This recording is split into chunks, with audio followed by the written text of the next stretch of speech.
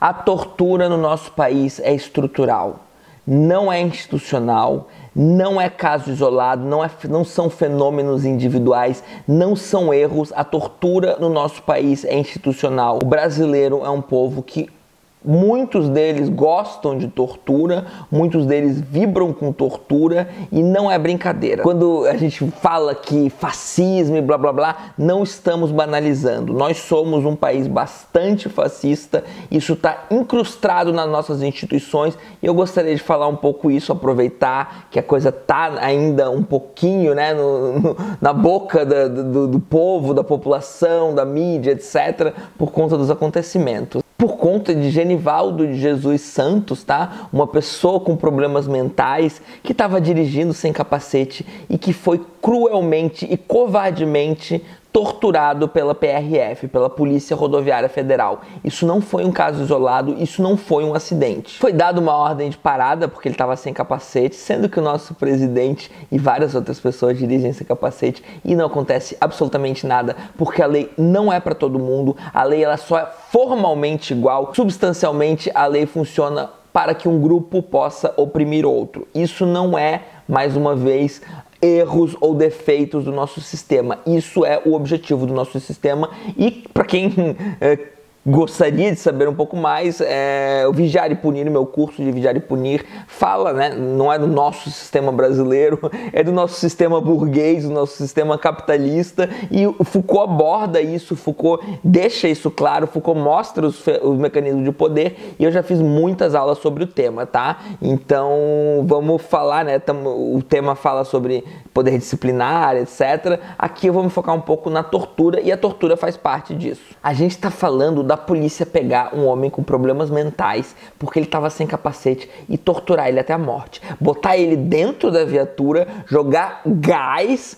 e asfixiar ele até que ele morra. É literalmente isso, tem vídeo disso acontecendo. A polícia estava sendo filmada enquanto isso acontecia. Você consegue entender a audácia do poder torturador, do poder fascista que está acontecendo a ponto de fazer isso sendo filmada? E ao ser questionada, eles informam: a vítima resistiu ativamente à abordagem? Não. É simplesmente mentira, e que teriam sido empregadas técnicas de mobilização e instrumentos de menor potencial ofensivo para sua contenção. Como é que instrumentos de menor potencial ofensivo mataram ele? Porque até onde eu sei, matar é o ápice do maior potencial ofensivo. Não tem como você matar mais. Então, se é menor potencial ofensivo mata ele, o que seria o maior potencial ofensivo? Desculpa, você consegue entender que assim, ó, não abdicaram completamente da vergonha na cara, da busca por racionalidade, da busca por um Estado de Direito, da busca por justiça, da busca por qualquer coisa que vale a pena lutar por política, que vale a pena lutar por um mundo melhor.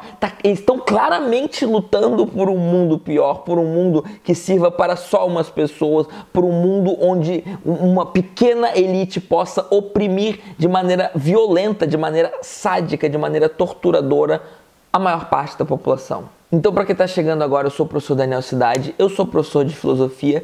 Eu queria convidar vocês a se inscreverem no canal, deixar aquele like maroto, ativar o sininho e quem puder contribuir com o Apoia-se, aproveito para agradecer quem já está contribuindo com o Apoia-se. Se você é um ser humano minimamente decente, tá na internet assistindo o Instagram, YouTube, etc., você já deve ter visto o videozinho do policial ensinando a torturar. Ah, detalhe, nesse inteirinho que a gente ficou lavrando o procedimento, que ele estava na parte de trás da viatura, ele ainda tentou quebrar o vidro da viatura com chutes. Ficou batendo o tempo todo. O que o polícia faz? Abre um pouquinho, deixa a coisa que tá gravando, pega o spray de pimenta e taca. Foda-se, caralho, é bom pra caralho, cara. A pessoa fica mansinha. Aí daqui a pouco eu só escutei assim, eu vou morrer, eu vou morrer. Aí eu fiquei com pena, cara. Eu abri assim, tortura, e fechei de novo. Esse vídeo ele é problemático em diversos aspectos. Ele está ensinando uma turma, as pessoas estão rindo. E esse vídeo está inserido na normalidade do nosso sistema. E se você for em vários comentários, tá? Se você pegar esse vídeo, ele está sendo agora publicado, eu já tinha visto esse vídeo antes, tá, gente?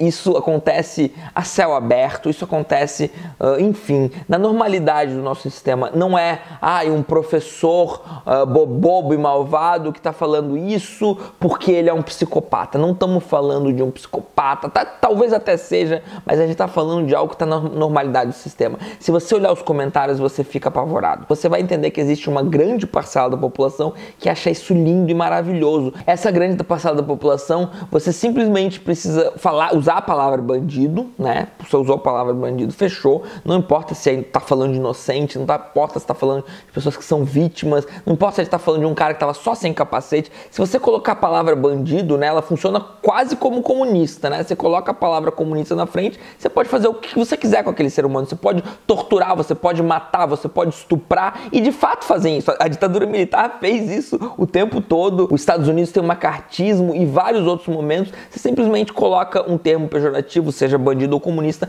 e você faz o que quiser com o indivíduo, contanto que ele seja periférico, contanto que esse indivíduo não tenha o poder de retrucar. Porque sempre, no final das contas, sempre uma questão de poder. A gente precisa entender que a gente vive num país onde o presidente da república, antes de se tornar presidente, né, enquanto ele participava de um golpe de Estado contra uma presidenta eleita, ele elogiou um torturador. Pela família e pela inocência das crianças em sala de aula que o PT nunca teve. Contra o comunismo, pela nossa liberdade.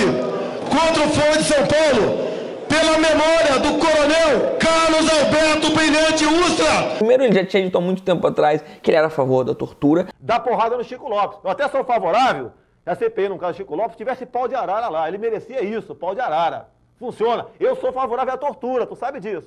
E o povo é favorável a isso também. Depois ele elogiou um torturador. E vamos deixar claro, quando a gente fala de tortura, a gente está falando muitas vezes de torturas sexualizadas, tá? Isso é estupro. Isso é estupro, né? Órgãos genitais, usar os órgãos genitais para torturar, etc. Isso é estupro. Então a gente está falando de um presidente que apoia a tortura e que apoia o estupro.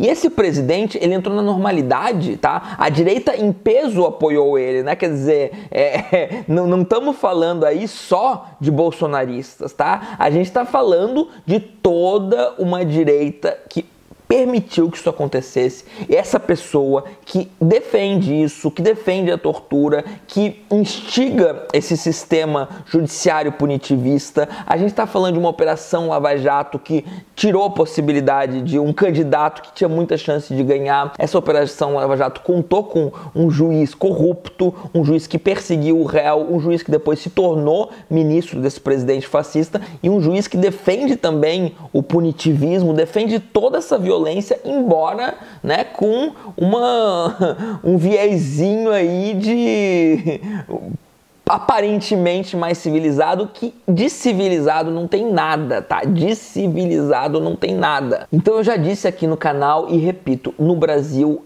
praticamente não existe direita moderada, tá? No Brasil, direita é fascista em quase todos os âmbitos. Eu não estou dizendo o tiozinho sem instrução, não é todo ser humano, todo indivíduo que apoia o Bolsonaro que é fascista, tá? Mas todo mundo do espectro político que apoiou o Bolsonaro é fascista, porque apoiar o Bolsonaro é apoiar a tortura estrutural que existe no nosso país. Eu preciso explicar para você o que significa dizer que a tortura no nosso país ela é estrutural. Tá? E eu vou usar o conceito de racismo individual, institucional e estrutural, que está no livro do Silva Almeida, que eu vou fazer review muito em breve, porque eu vou fazer um review de toda a coleção Feminismos Plurais, mas isso vai vir daqui a algumas semanas, tá?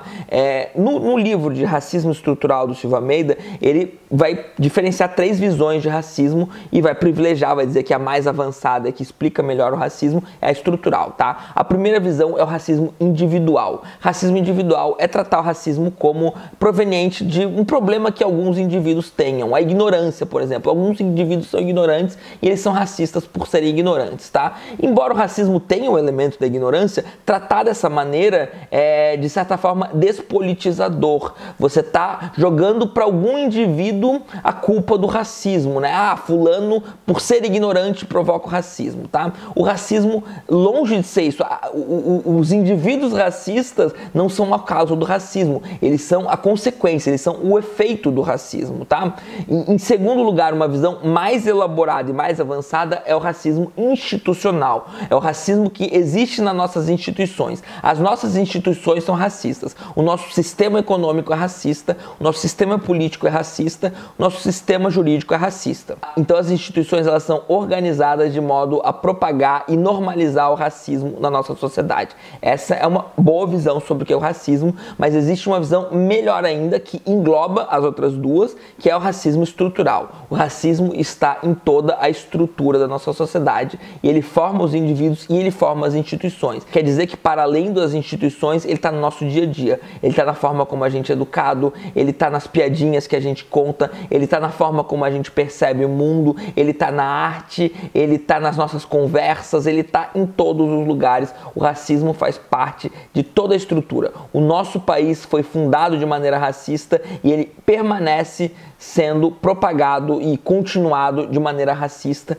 Isso também é proveniente da colonização que a gente teve, isso é proveniente do sistema capitalista, do mundo globalizado que a gente vive, do mundo onde um país extremamente racista, escravagista, etc., como os Estados Unidos, manda, né, meio que no mundo, vigia o mundo, se sente no direito de ser o vigia do mundo, o dono do mundo, enfim, é globalizado e estruturalizado de uma maneira completa. Mas eu não estou falando de racismo. Eu estou dizendo que a tortura no nosso país também tem um caráter estrutural. Caráter estrutural em que sentido, né? Um pouco mais escondido, né? Mas não muito, como a gente pode ver. Tortura! E cada vez menos, né? Conforme a gente vai se empoderando o governo Bolsonaro, que é o governo a favor da tortura. Eu sou favorável à tortura.